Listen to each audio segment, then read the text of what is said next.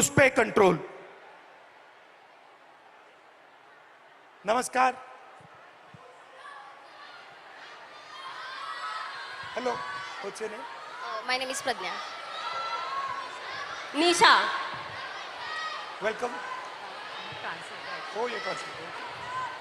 My name is Sheikh Amna Usama. You can say.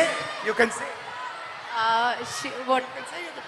Yeah, I'm a translator. I'm Anushka, and my name is Anushka, and I'm translator for Nisha. Yeah. So, कौन शुरू करेगा? आप करेंगे? बोलिए। So, नमस्ते control, sir. आपको control कैसे किया जाता है? फाइनेंशियली कंट्रोल कैसे किया जाता है? मूवमेंट में कंट्रोल कैसे किया जाता है? So, namaste sir and hello everyone. My name is Pradnya Kumar Gawande and I am the student of SY BSc Cyber and Digital Science. So sir, हम सब समझ रहे हैं या फिर ऐसा बोल रहे हैं कि पूरा जो वर्ल्ड है अभी AI पर डिपेंड है और साइबर सिक्योरिटी पर डिपेंड है। तो मुझे पहले से ही साइबर सिक्योरिटी ये कोर्स करना था, बट ये कोर्स गवर्नमेंट कॉलेजेस में अवेलेबल नहीं है और पुणे के रेपुटेड कॉलेज की फीस अराउंड 3 लाख मतलब एनुअल फीस है सर ये, जो कि मैं अफोर्ड नहीं कर सकती। मेरे पापा ड्राइवर है और मम्मा हाउसवाइफ है मेरी, मुझे एक छोटी बहन भी है और इसके अलावा मैं बच्चों को इवनिंग ट्यूशन्स वगैरह पढ़ाती हूँ। क्लिनिक में एज अ रिसेप्शनिस्ट में काम करती हूँ, जिससे मेरा ट्रैवलिंग वगैरह मैनेज हो जाता है।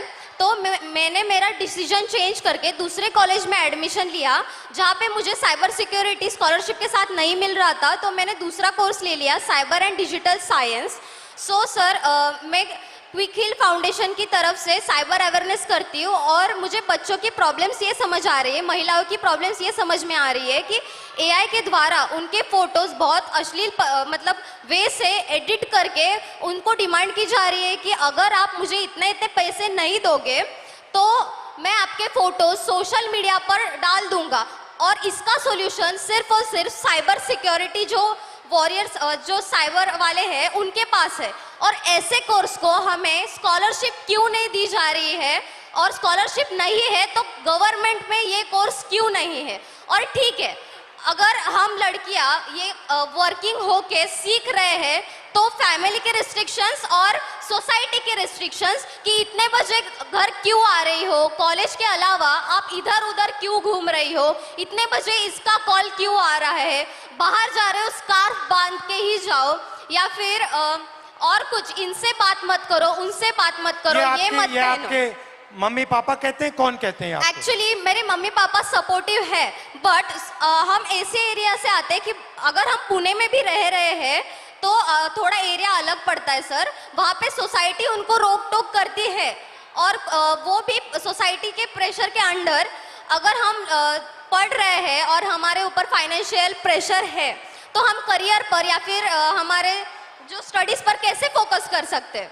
और दूसरी बात यह है कि अगर हम काम कर रहे हैं तो हमें ये सब रेस्ट्रिक्शंस, ठीक है, अगर मैंने माना कि ये हमारे सेफ्टी के लिए है, बट ये तो डायरेक्टली हमारे फ्रीडम पर वार हो रहा है।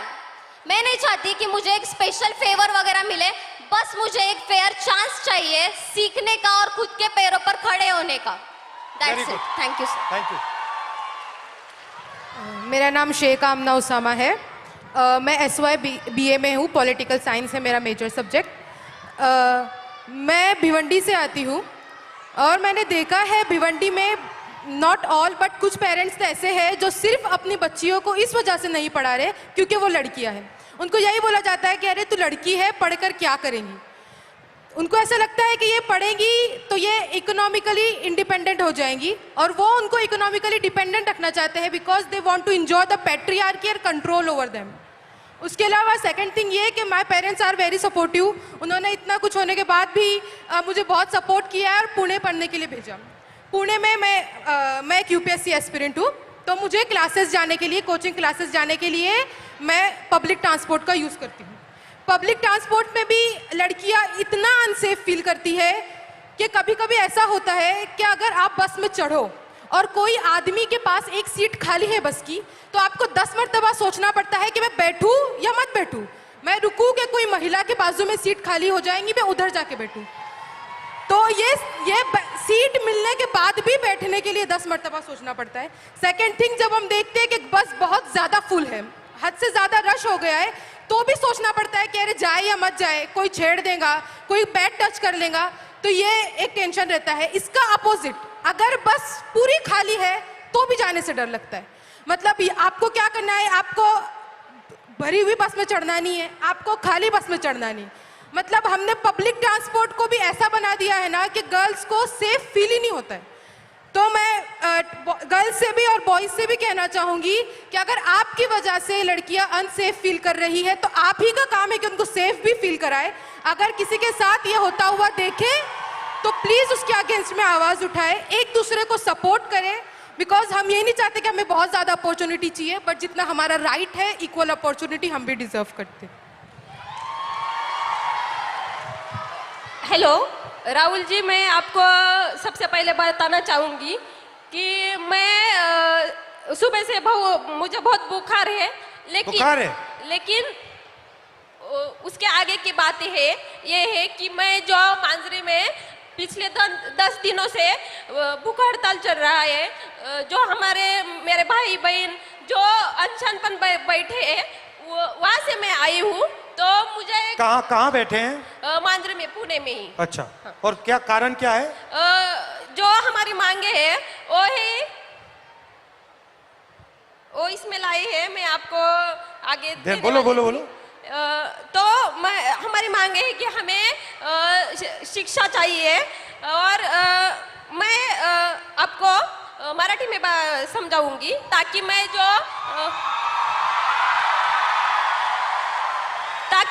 मेरी बात है वो अकेली निशा की नहीं है, वो सब ट्राइबल स्टूडेंट की है, पूरे देश की है, पूरे महाराष्ट्र की है। इसलिए मैं आपको मराठी में बात करके बताऊंगी। जो आम्ही जे उपोषणासाठी बसलेलो आहोत, आमचे भाऊ आणि त्याच्यामध्ये आमच्या 2 बहिणी देखील बसलेल्या आहेत, आणि त्यातलीच एका बहिणीची तब्येत खूप नाजूक झाली, तिला आज हॉस्पिटलमध्ये नेलंय। आणि हे सगळं असताना देखील जेव्हा आमचे प्रतिनिधी मंत्रालयामध्ये गेले तर तेव्हा आमचे जे आदिवासी विकास विभागाचे मंत्री आहेत ते काय बोलले असतील तुम्हाला सांगितलं तर तुमच्या अंगावर काटा येईल। ते म्हणतात सॉरी, मी याच्यावर काही करू शकत नाही, हे सीएमच्या हातात आहे। मग तुम्ही जर आदिवासी विद्यार्थ्यांच्या विकासासाठी तिथं बसलेत तर तुम्ही जर तिथं आमच्या विकासासाठी बसलेत आणि तुम्ही जर आमचा विकास साधू शकत नाही तर तुमचा तिथं बसण्याचा अधिकार नाही, हे मी आज ठणकावून सांगते। आणि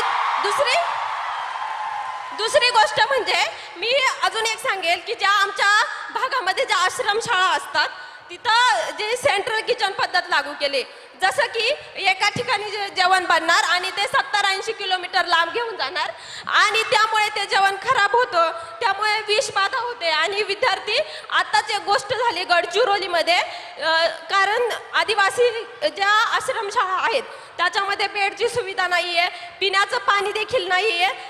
त्याच कारणामुळे गडचिरोलीमध्ये विद्यार्थ्यांनी झोपेत असताना त्यांना मण्यार सापाने दंश करून 3 विद्यार्थी मेले आणि 3 विद्यार्थी अजूनही हॉस्पिटलमध्ये आहेत। तर आमची मागणी अशी आहे की त्या विद्यार्थ्यांच्या पालकांना ॲटलिस्ट 1 कोटीची तरी मदत करा, आणि ह्या सरकारने त्यांची मदत 4 लाखांवर मोजलेली आहे।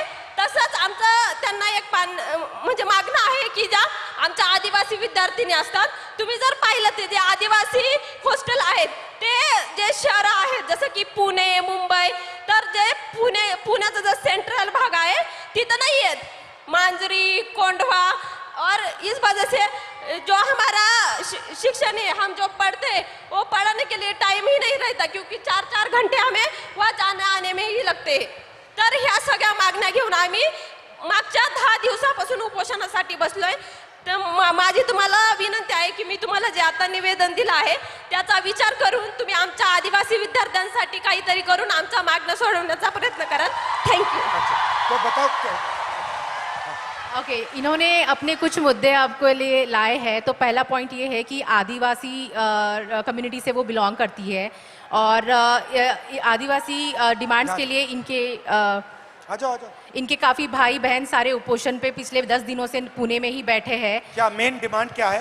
इनका डिमांड एक बार प्लीज़ आप फिर से, क्योंकि मेन डिमांड क्या है? मेन क्या डिमांड? जो ट्राइबल जो डिपार्टमेंट है उसने जो जीआर लागू किया है, जैसे कि जो हॉस्टल में नियमावली होगी वो उसमें लिखा है कि हम मुझे 13 साल तक ही पढ़ सकते हैं, कि 13 साल तक ही हम हॉस्टल में रह सकते हैं। और फर्स्ट डिमांड ये है उनकी कि ये जिस ट्राइबल हॉस्टल्स में ये रह रही है वहाँ पे ऐसा रूल है कि वो सिर्फ 30 इयर्स तक ही वहाँ पे रह सकती है। आफ्टर दैट ये सरकारी हॉस्टल है? हाँ, ट्राइबल कम्युनिटी का जो हॉस्टल होता है वो सभी सरकारी ही होता है। और ये सारी डिमांड्स ये लोग सीएम के पास लेके गए और वहाँ से उन्हें बताया गया कि सॉरी हम कुछ नहीं कर सकते हैं। अच्छा। हाँ, तो उनका कहना है कि फिर अगर आप कुछ नहीं कर सकते हो तो आप बैठे क्यों हो कुर्सी पर। और आप क्या चाहती हो, किस एज तक उसको करा जाए? ज़्यादातर 35 एज तक ही एज तक भी हम म्हणजे आम्ही जरी आम्हाला 35 वर्षासाठी पण 35 वर्षापर्यंत जरी दिलं तरी ठीक उनको है। 35 इयर्स तक हॉस्टल मिलना चाहिए। 35 इयर्स हो जाएगा तो खुश हो जाओगी? वैसे तो हमें ये एज की लिमिट है वो ही नहीं चाहिए, लेकिन ये सरकार है वो तो आपको भी पता है, लेकिन हम ये चाहते कम से कम ये 35 एज तक भी आ पाए, इसलिए मैंने ऐसे बोला। लेकिन हम मुझे आप वहाँ इनवाइट क्यों नहीं कर देते? हमने आप मुझे वहाँ बुला लो, यस, मैं भी आ जाऊंगा, बैठ जाऊंगा आपके साथ। आम्हाला आवडेल तुम्ही तिथं आलेले, आणि आमच्या मुलांची देखील इच्छा आहे की तुम्ही तिथं यावं आणि आमच्या प्रश्नांवरती बोलावं आणि आमचे प्रश्न सोडवण्यासाठी प्रयत्न करावा। वो चाहती है कि आप वहाँ पे आए, वो खुशी खुशी आपको बुलाना चाहती है। मुझे और बुला लो, मैं आ जाऊंगा। ठीक है, मैं थोड़ा दबाव और एक साथ डाल देंगे। मैं और एक बात कहना चाहूंगी, उससे तो आपके होश ही उड़ जाएंगे। जैसे कि हमारे ट्राइबल हॉस्टल होते ज़्यादातर वहाँ यहाँ पुणे में गढ़चिरौली, नांदेड़, अमरावती वहाँ से जो स्टूडेंट आते हैं वो तो हर रोज घर नहीं जा पाते, और जुन्नर जो आंबेगांव वो तो लड़कियाँ जाकर आती है, लेकिन वो जो गढ़चिरौली के स्टूडेंट होते वो नहीं जा पाते। तो हम दिवाली में या किस छुट्टी में गए और 1 महीने से ज़्यादा वहाँ पर रहे तो वो बोलते हैं कि आप फिटनेस सर्टिफिकेट लाए, और वो फिटनेस सर्टिफिकेट क्या होता है कि हमें हमारी प्रेगनेंसी टेस्ट की जाती है, और हम जब इस बात पे आवाज़ उठाते हैं तो वो बोलते हैं कि आपको 1 महीने में, आप शांति से सुनिए क्योंकि ये बात बहुत ही गंभीर है। मैं कहना चाहूँगी कि हम जब उनको पूछते हैं कि ये क्या है, ये क्यों करना है, तो वो बोलते हैं आपको 1 महीने में आपको जानलेवा बीमारी हुई तो, और किस संसर्गजन्य बीमारी हुई तो मैं क्या कहना चाहती हूँ उन प्रशासन को कि आपकी जो स्कूल है, जो आश्रम शाला है, प्राइवेट स्कूल है, सभी स्कूलों में जो 24 घंटे एक नर्स क्यों नहीं रख पाते। थैंक यू, बहुत अच्छा लगा। मुझे बुला लो, मैं आ जाऊंगा, ठीक है? Thank you. तो डिसरिस्पेक्ट की बात करते हैं।